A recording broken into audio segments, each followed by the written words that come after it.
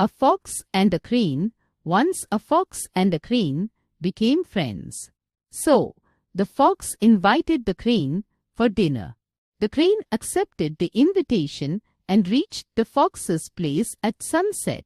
The fox had prepared soup for his mate. He served the soup in flat dishes. So, he himself lapped up the crane's share. But the crane could not drink it at all with his long beak and returned home hungry. After a few days, the crane invited the fox to have dinner with him. The fox reached his place well in time. The crane gave him a warm welcome and served the soup in a jug with a long and narrow neck.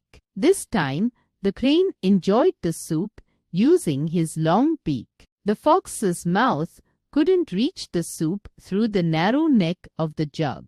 He had to return home hungry. The fox realized that he had been repaid for his immoral behavior. Moral: as you sow, so shall you reap.